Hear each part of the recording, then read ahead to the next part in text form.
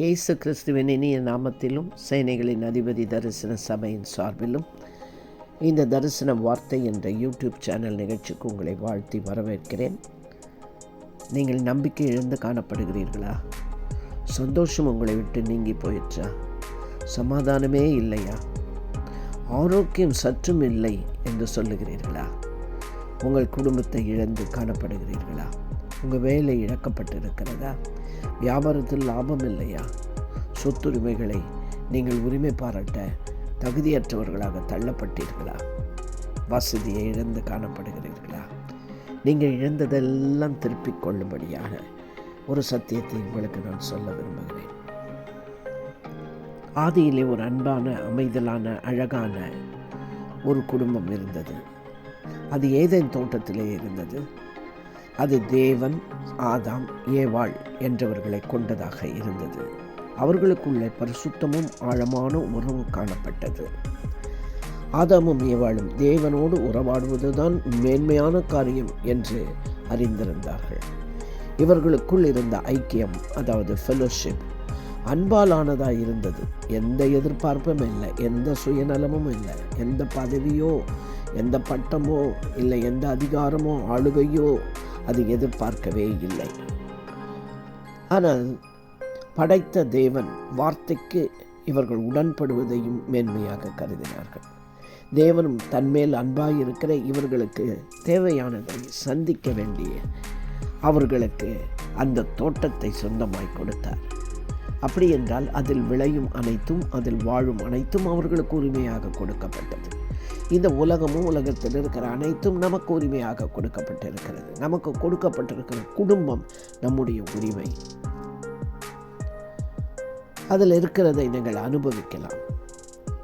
ஆனால் ஒரு கனி மரத்தை மாத்திரம் விலக்கி வைத்திருந்தார் என்று ஆதியாகமம் 2:17 எழுதப்பட்டிருக்கிறது. அங்கே இன்னொரு சத்தத்தையும் மனுஷியாகிய ஏவாள் முதலாவது கேட்கிறாள். தேவனுடைய வார்த்தைக்கு, சத்தியத்திற்கு எதிராக ஒரு சத்தம் எழும்பி, ஏன் இதை செய்யக்கூடாது, ஏன் இதை அனுபவிக்கக்கூடாது, ஏன் இதை ருசிக்கக்கூடாது, ஏன் இதை எடுத்துக்கொள்ளக்கூடாது, ஏன் இதை நாம் அனுபவிக்கக்கூடாது என்று ஒரு எதிர்கேள்வி எழும்புமானால் அது நிச்சயமாக சத்துருனுடைய சத்தமாய்தான் இருக்கும். அதை கேட்டு ஆராய்ச்சி செய்து கொண்டு இல்லாமல் இது சத்துருவின் சத்தம் என்பதை உடனடியாக அடையாளம் கண்டு அதை விலக்கி அதை விட்டு ஓட வேண்டும். அந்த ஏவாள் செவிசாய்த்து அந்த கனியை எடுத்து புசித்து அது மனுஷனாகிய ஆதாமுக்கும் கொடுத்தாள் என்று ஆதியாகமம் 3:17 சொல்லப்பட்டிருக்கிறது. இதன் விளைவு, விலக்கின கனியை புசித்தார்களே, இதனுடைய விளைவு தேவனுடைய சத்திய வார்த்தையை மீறும்படி செய்தது. இன்னொரு சத்தத்தை, தேவனுடைய வார்த்தைக்கு எதிரான இன்னொரு சத்தத்தை நீங்கள் நம்பினீர்களானால், செவிசாய்த்தீர்களானால், விலக்கின கனியை புசித்ததற்கு ஈக்குவலாக இருக்கும். தேவ வார்த்தைக்கு மீறினால் அங்கே பாவம் வந்தது. அது சாபத்தை மனுக்குலத்திற்கு கொண்டு வந்தது. இவர்கள் செய்த பாவம் ஜென்ம சுவாபமாக அமைந்தது. இதைதான் நம் குடும்பம் என்ற ஏதேன் தோட்டத்தில் தேவனுடைய சத்தத்தை மீறி, அதாவது சத்துருவின் சத்தத்தை கேட்டு அதன்படி செய்வோமானால் அங்கே பாவம் உண்டாகும். அது நம் குடும்பத்தின் மேல் சாபத்தை தலைமுறைகளுக்கு கொண்டு வரும். இந்த பாவத்தினால் அழகாயிருந்த, இன்பமாயிருந்த, சந்தோஷமாயிருந்த, ஒற்றுமையாயிருந்த, சமாதானமாயிருந்த ஏதேன் தோட்ட குடும்பத்திலே ஒரு பிரிவு வந்துவிட்டது. தோட்டத்தை விட்டு வெளியே அனுப்பப்பட்டார்கள். நமக்கும் இந்த காலங்களில் தேவ சத்தத்தை கேட்காமல் போகும்போது பாவம், சாபம், வியாதி, மரணப்படுக்கை நம்மை ஆட்கொள்ளுகிறது. அதிகாரமும் ஆளுகையும் இழக்க நேரிடுகிறது. நம் வாயின் வார்த்தைகளுக்கு அடங்க வேண்டிய சத்ரு அவனுடைய வார்த்தைக்கு நாம் நடுங்குகிறோம். அவன் நம் சத்தத்துக்கு நடுங்குவதில்லை. ஆனால் தான் அந்த குடும்பம் கட்டப்பட்ட நிலைக்கு போகிறது, சிறைப்பட்ட நிலைக்கு தள்ளப்படுகிறது. தேவனுடைய மகிமையான தோற்றத்தை, தேவன் அருளின உரிமைகளை, தெய்வீக சுவாபத்தை, குணாதிசயங்களை அந்த குடும்பம் இழக்கிறது. தேவனுடைய நித்திய நோக்கம் நம்மை விட்டு நீங்க செய்கிறது. தேவன் நித்திய ஜீவனை நமக்கு வாக்களித்திருக்கிறார், அதை இழக்க செய்கிறது. தேவ சமூகத்தையும் பிரசன்னத்தையும் ஐக்கியத்தையும் இதனால் அவருக்கு நாம் செய்து வருகிற ஊழியத்தையும் நாம் இழக்கும்படி செய்கிறது. இந்த விலக்கப்பட்ட கனி எது என்பதை அடையாளம் காட்டுவது தான் தேவன் கொடுத்த கட்டளைகள், பிரமாணங்கள், விதிமுறைகள். அவைகளை சீச்சி இந்த பழம் புளிக்கும் என்று நாம் விட்டு விலக வேண்டும். அப்பொழுதுதான் தேவனோடு மறுபடியும் உறவை நாம் பெற்றுக்கொள்ள முடியும்.